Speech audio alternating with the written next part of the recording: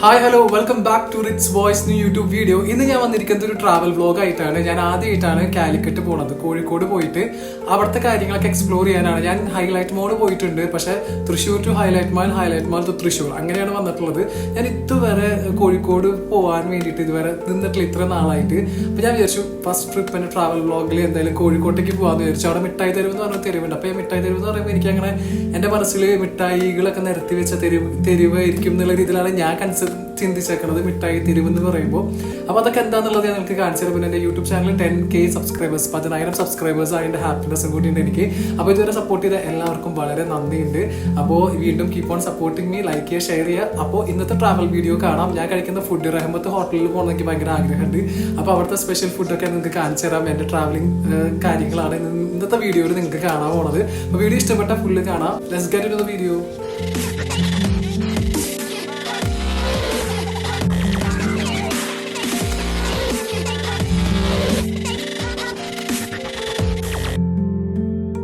So guys, നമ്മുടെ സ്വന്തം Thrissur railway സ്റ്റേഷനിൽ ഞാൻ ബൈക്ക് പാർക്ക് ചെയ്തിട്ട് ഞാനിങ്ങനെ ഇറങ്ങുകയാണ്. അപ്പോൾ ഞാൻ നിങ്ങൾക്ക് സമയം കാണിച്ചു തരാം. ഞാൻ പോകുന്ന സമയം 10:46 മാവേലി എക്സ്പ്രസ് എന്ന് പറഞ്ഞൊരു ട്രെയിനിലാണ് പോണത്. മുൻകൂട്ടി ബുക്ക് ചെയ്തിട്ടുള്ള കാരണം വേറെ ബുക്കിംഗ് ഒന്നും ചെയ്യേണ്ട ആവശ്യമില്ല. അപ്പോൾ ഞാൻ പ്ലാറ്റ്ഫോം നമ്പർ 2 ഉണ്ടായിരുന്നത്.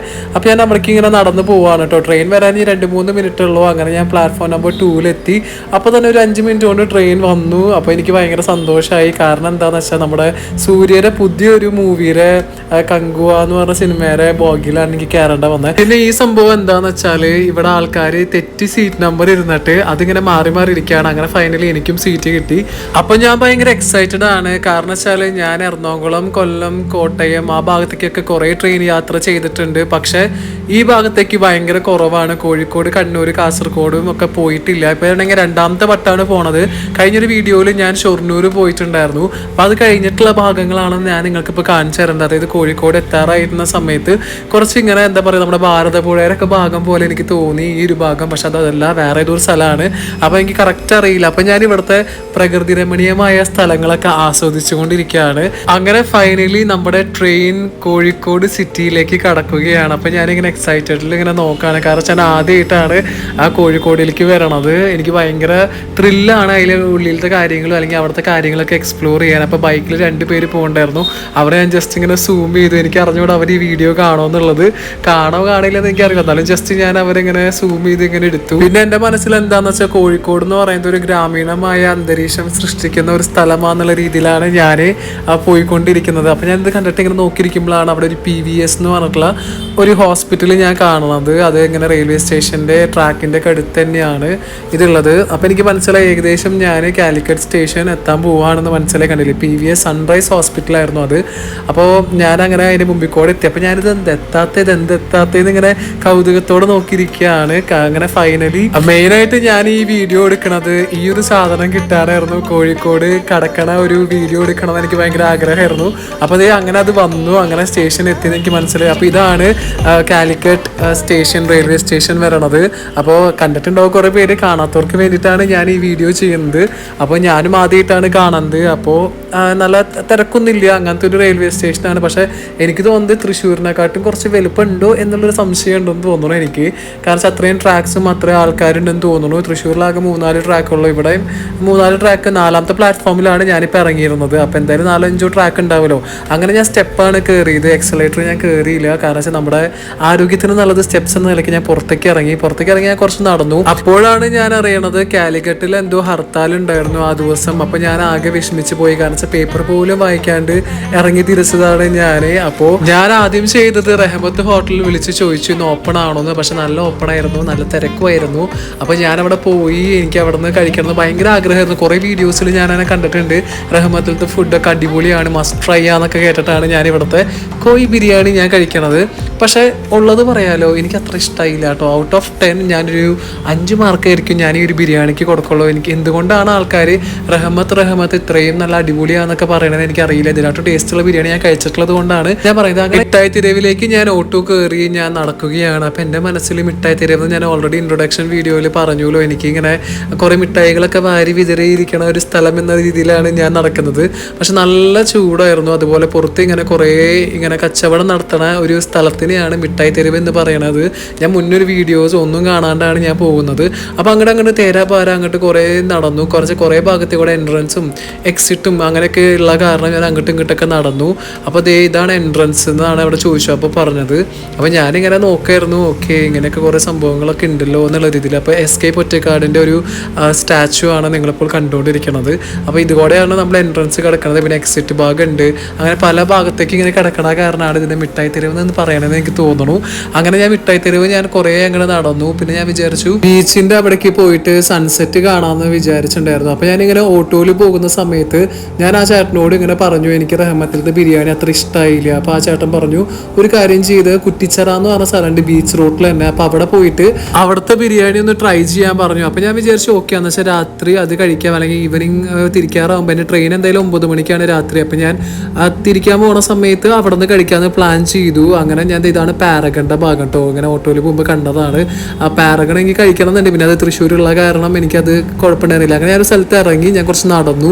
അപ്പോഴാണ് ഗൈസ് മഴക്കാരൻ്റെ ഒരു ലക്ഷണങ്ങളും മഴക്കോളൊക്കെ കണ്ടത്. എന്നാലും ചെറിയൊരു സൺസെറ്റിന്റെ ഭാഗം എനിക്ക് കാണാൻ പറ്റി. അപ്പം നല്ല റഷ് ഉണ്ടായിരുന്നു, പ്രത്യേകിച്ച് അന്ന് ഹർത്താലായതുകൊണ്ട് അത്യാവശ്യം നല്ല തിരക്കും കാര്യങ്ങളൊക്കെ ഉണ്ടായിരുന്നു. അങ്ങനെ ഇതാണ് കാലിക്കറ്റ് ബീച്ചിന്റെ പേര് എനിക്ക് അറിഞ്ഞൂടാ, എന്നിരുന്നാൽ പോലും ഞാനിങ്ങനെ നടന്നു സൺസെറ്റ് കാണാൻ വേണ്ടിയിട്ടാണ്. അപ്പം നല്ല തിരക്കുണ്ട് കേട്ടോ. അപ്പം എനിക്കിവിടെ കൗതുകരമായിട്ട് തോന്നിയത് എന്താണെന്ന് വെച്ചാൽ ഇവിടെ കുറേ ഇങ്ങനെ ഉപ്പിലിട്ട സാധനങ്ങൾ ഇങ്ങനെ ഇരിക്കുന്നുണ്ട്. അപ്പം ഞാൻ എന്ത് ചെയ്തു, എനിക്ക് ഉപ്പിലിട്ട മാങ്ങ അങ്ങനത്തെ ഒക്കെ കഴിക്കാൻ ഭയങ്കര ഇഷ്ടമാണ്. ഞാൻ വിചാരിച്ചു ഇതിൽ ഏതെങ്കിലുമൊക്കെ ഒരു കടകളിലൊക്കെ പോയി കഴിക്കാം എന്ന് കരുതിയിട്ട് ഞാൻ ഓരോരോ കട തോറും ഞാനിങ്ങനെ കഴിച്ചു. ഇങ്ങനെ ഓരോന്നും ടേസ്റ്റ് ചെയ്ത് കടകളിൽ ഇങ്ങനെ പോയി. അപ്പോഴാണ് ഞാൻ ഈ ഒരു കാര്യം ശ്രദ്ധയിൽ പെടുന്നത്. ഐസ് ഉരുതി എന്ന് പറഞ്ഞ സംഭവം ഞാൻ ഇതുവരെ കഴിച്ചിട്ടില്ല, കേട്ടിട്ടില്ല. അപ്പം ഞാൻ എന്ത് ചെയ്യുമെന്ന് വെച്ചാൽ ഈ ഒരു സംഭവം ഐസ് ഉരച്ചിട്ടുള്ള സംഭവം ഒന്നല്ലെങ്കിൽ നമുക്ക് ഉപ്പിടാം, അല്ലെങ്കിൽ അതിൽ മധുരത്തിൻ്റെ സംഭവങ്ങൾ ഇടാം. അപ്പോൾ ഞാൻ പറഞ്ഞു വന്നാൽ എനിക്കും പോരട്ടെ ഒരു ഐസ് ഉരുതി എന്ന് പറഞ്ഞിട്ട്. അപ്പം ഞാൻ അയാളിങ്ങനെ ഐസ് ഉരച്ചിട്ട് അതിൽ ഞാൻ പറഞ്ഞു എനിക്ക് എരിവ് മതി എന്നാണ് പറഞ്ഞത്. അപ്പോൾ എരിവ് എന്ന് പറഞ്ഞപ്പോൾ ആളിങ്ങനെ കുറച്ച് ഇങ്ങനത്തെ സംഭവങ്ങളൊക്കെ ഇട്ട് തന്നു. അപ്പം ഞാനത് കഴിച്ചപ്പോൾ എനിക്ക് ഭയങ്കര ഇഷ്ടമായിട്ടോ, ഭയങ്കര വെറൈറ്റി ആയിരുന്നു. ഞാൻ ഈ ഭാഗം കണ്ടപ്പോൾ ജസ്റ്റ് വീഡിയോ എടുത്താണ്. ഇത് വേറൊന്നല്ല, അവിടെ അടുത്തുള്ള ഒരു ഹോസ്പിറ്റലിൽ നിന്ന് വരുന്ന അഴുക്ക് വെള്ളമാണ്, അത് കടലിലേക്ക് ഒഴുക്കുകയാണ് ഇവർ ചെയ്യുന്നത്. പിന്നെ ഇതാണ് ഫ്രീഡം സ്ക്വയർ എന്ന് പറയുന്ന ഒരു ഭാഗം. അപ്പോൾ നിങ്ങൾക്കത് വായിച്ചു നോക്കിയാൽ മതി എന്താണെന്നുള്ളത്. എനിക്ക് വലിയ പിന്നെ ഹിസ്റ്ററിയും അധികം നോളേജ് ഇല്ലാത്ത കാരണം ഞാനത് വിട്ടു. അങ്ങനെ ഞാൻ എന്ത് ചെയ്തു, രാത്രി ഞാൻ കുറ്റിച്ചിറയിൽ പോയിട്ട് ബിരിയാണി കഴിക്കാമെന്ന് വിചാരിച്ചു. നല്ല അത്രയും തിരക്കായിരുന്നു, അത്രയും തിരക്കും റഷുമായിട്ടുള്ള ഒരു സ്ഥലമാണ് കോഴിക്കോട്. അതുമാത്രമല്ല ഇവരുടെ സംസാര ശൈലി ഭയങ്കര ഡിഫറെൻ്റ് ആണ്. എനിക്ക് മനസ്സിലാകാൻ കുറച്ച് ബുദ്ധിമുട്ടി. ചില കാര്യങ്ങളൊക്കെ ചിലർ സംസാരിക്കുന്നത് കേൾക്കുമ്പോൾ തന്നെ മനസ്സിലാവില്ല ഇത് എന്ത് ഭാഷ സംസാരിക്കണമെന്ന് നമുക്ക് തോന്നും. അപ്പോൾ ഇത് വേൾഡ് ടൂറിസത്തിൻ്റെ ഭാഗമായിട്ട് അവരുണ്ടാക്കിയതാണ്. പല ഡിസ്ട്രിക്റ്റിലത്തെ സംഭവങ്ങളാണ്. പിന്നെ ഐ ലവ് കോഴിക്കോട്, എനിക്ക് ഈ ഭാഗം കണ്ടപ്പോൾ അവിടെ ആ ഫോട്ടോ ഒക്കെ എടുക്കാൻ തോന്നി. കുറേ പേര് അവിടെ ഫോട്ടോ എടുക്കുന്നുണ്ട്. അപ്പം ഞാനും ഇതുപോലെ അവിടെ സെൽഫിയൊക്കെ ഇങ്ങനെ എടുത്ത് നിന്നു. പിന്നെ ഞാൻ എൻ്റെ ടൈം എന്തായാലും ഉണ്ടല്ലോ, ട്രെയിൻ 9 മണിക്ക് 9:15 അപ്പോൾ ഫുഡ് കഴിക്കാമെന്ന് വിചാരിച്ച് ഞാൻ ഇങ്ങനെ നടക്കാണ്. ബീച്ച് റോഡിൽ അത്യാവശ്യം നല്ല തിരക്കും കാര്യങ്ങളൊക്കെ ഉണ്ട്.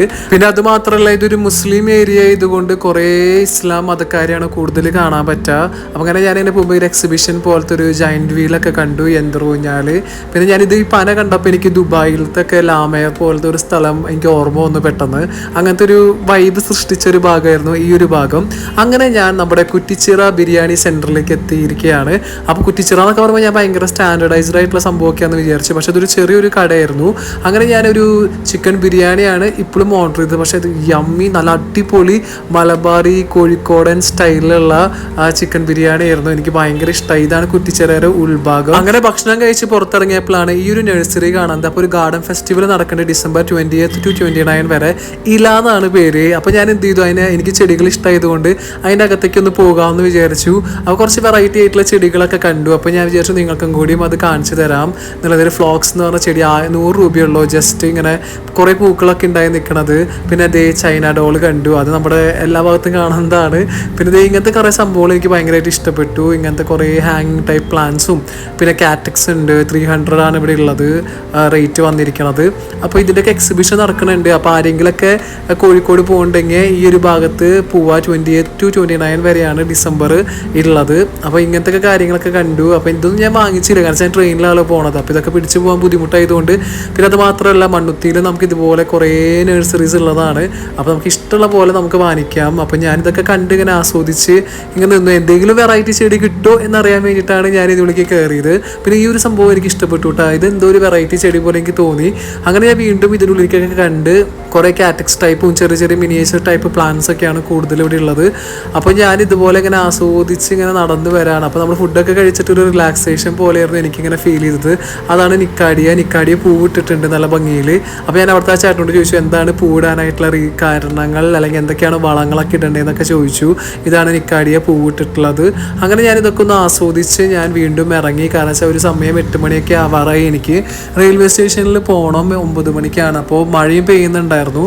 അങ്ങനെ ഞാൻ പുറത്തിറങ്ങി ഓട്ടോ പിടിച്ച് റെയിൽവേ സ്റ്റേഷനിൽ പോവുകയാണ്. അപ്പോൾ ഞാൻ വിചാരിച്ച കാര്യങ്ങളൊക്കെ എനിക്ക് കഴിക്കാൻ പറ്റി. റഹ്മത്തായാലും മിഠായി തെരുവായാലും കാണാൻ പറ്റി. ഇവിടെ ഹർത്താലായതുകൊണ്ടായിരുന്നു ഇത്രയും തിരക്കുണ്ടായിരുന്നത്. കാരണം വെച്ചാൽ ബസ്സും കാര്യങ്ങളില്ലാത്ത കാരണം എല്ലാവരും ഓൺ വണ്ടിയിലാണ് വന്നിരുന്നത്. അങ്ങനെ ഞാൻ സ്റ്റേഷനിലെത്തി. ഈ വട്ടം ഞാൻ റിസർവ് ചെയ്തിട്ടില്ല, ടിക്കറ്റ് എടുത്തിട്ട് ജനറലാണ് തൃശ്ശൂരിലെത്തിയത്. കുറേ ഉപ്പിലിട്ട സാധനങ്ങൾ കഴിച്ച കാരണം എൻ്റെ വയറ് ഭയങ്കര സുഖം ഉണ്ടായിരുന്നില്ല. കുറച്ചൊരു ബുദ്ധിമുട്ടുകളേറെ യാത്രയായിരുന്നു തൃശ്ശൂർക്ക്. അങ്ങനെ ഞാൻ രാത്രി 12:37 തൃശ്ശൂർ എത്തണത്. അപ്പോൾ വീഡിയോ ഇഷ്ടപ്പെട്ട ലൈക്ക് ചെയ്യണേ. ബൈ.